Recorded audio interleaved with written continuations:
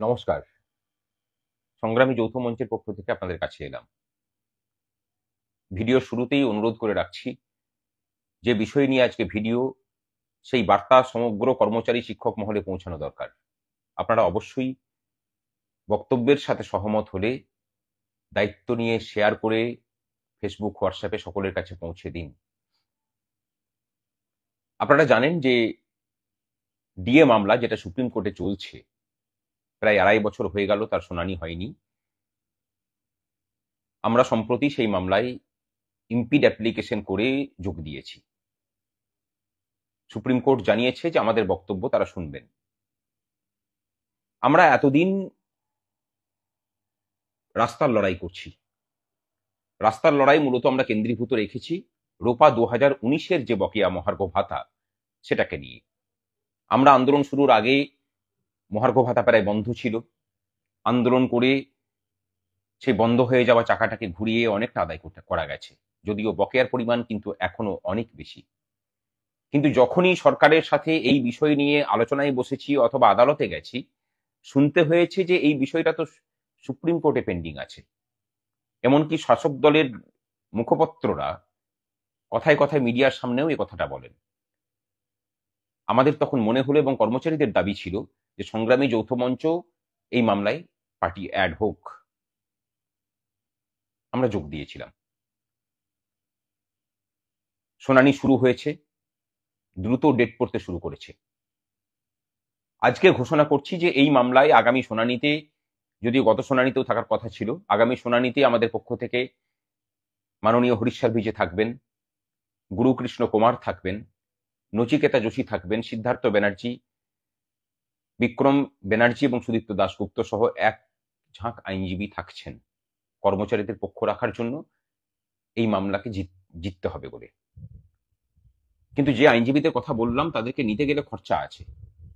হরিশ সালভেজির কথা জানেন নিশ্চয়ই, শুধু জাতীয় নয়, আন্তর্জাতিক খ্যাতি সম্পন্ন আইনজীবী। তাকে পাওয়াটাই দুষ্কর, কিন্তু কর্মচারীদের সৌভাগ্য যে তাকে আমরা পেয়েছি।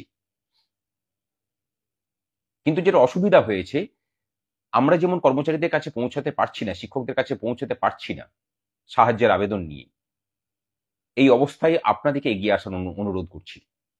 এবং আজকে 29 তারিখ এপ্রিল মাসের একটা ঘটনা ঘটেছে। আজকে আমাদের এক প্রতিনিধি দল, সেই প্রতিনিধি দলের নেতৃত্বে ছিলেন আমাদের অন্যতম কনভেনার অনিরুদ্ধ ভট্টাচার্য। তারা গিয়েছিলেন যে বিকাশ ভবনে এই ডিএ মামলার বিষয়ে সাহায্য চেয়ে কর্মচারীদের কাছে সাহায্যের আবেদন করবেন। অর্জুন দা ছিলেন, অভিজিৎ দা ছিলেন, সুদীপ চন্দ্র ছিল, সহ আরো অনেকে ছিলেন। কিন্তু বিকাশ ভবনে বিভিন্ন অছিলায় তাদেরকে ঢুকতে দেওয়া হয়নি। কোনো যুক্তি দেখাতে পারেননি।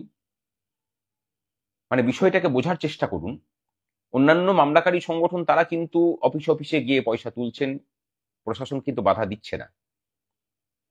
বিকাশ ভবনে যে বাধা দেওয়াটা শুরু হলো, আমাদের ধারণা যে সমস্ত অফিসে এবার বাধা দেওয়ার কাজটা শুরু হবে। এর কারণ অন্য কিছু নয়। সরকারের ভয়ের জায়গাটা লক্ষ্য করে দেখুন তাহলে, যে সংগ্রামী যৌথ মঞ্চকে ফুল ফোর্সে এই মামলাতে যুক্ত হতে দেওয়া যাবে না, যাতে তারা ভালো আইনজীবী নিয়ে এই মামলাতে সওয়াল করতে না পারেন। তার জন্য অর্থ যোগানের ঘাটতি যাতে হয়, সেই জন্য সরকারি অফিসগুলোতে আমাদের প্রবেশটাকে বন্ধ করার প্রচেষ্টা হচ্ছে। এতে যেমন শাসক দলের সংগঠন আছে যুক্ত, তার সাথে প্রশাসনিক উচ্চ মহলের কর্তারাও আছেন। আজকে পুলিশের সাথে কথা বলে যেটুকু আভাস পেয়েছি, তাতে এই বিষয়টা পরিষ্কার। এই মতো পরিস্থিতিতে আমরা পিছিয়ে আসার জায়গাতে নেই, আমরা পিছিয়ে আসতেও পারিও না। এই রাজ্যের সমগ্র কর্মচারী, শিক্ষক, পেনশনারদের কাছে আবেদন, আমরা আমাদের কিউআর কোড, আমাদের অ্যাকাউন্ট নাম্বার শেয়ার করছি। অনলাইনে ছাড়া অন্য কোনো মাধ্যমে আমরা পয়সা নিচ্ছি না। কেউ যদি পয়সা নিতে যান, তাদেরকে দেবেন না। সেই পয়সা কিন্তু আমাদের কাছ পর্যন্ত এসে পৌঁছাচ্ছে না। এর আগেও আমাদের আন্দোলনের নাম করে বিভিন্ন সংগঠন তারা পয়সা তুলেছেন, সেই পয়সা আমাদের কাছে এসে পৌঁছায়নি। আমরা পরে সেই সংগঠনগুলোর নাম জানিয়ে দেব। অনলাইনে দেবেন, দিলে আমাদের হিসেব দিতেও সুবিধা হবে। আমরা চাই পাই পয়সার হিসেব কর্মচারীদেরকে বুঝিয়ে দিতে। আপনারা সহযোগিতার হাত বাড়িয়ে দিন। এছাড়া দ্বিতীয় কোনো রাস্তা নেই। প্রশাসন চাইছে, সরকার চাইছে সংগ্রামী যৌথ মঞ্চের পার্টি হওয়া তারা আটকাতে পারেননি।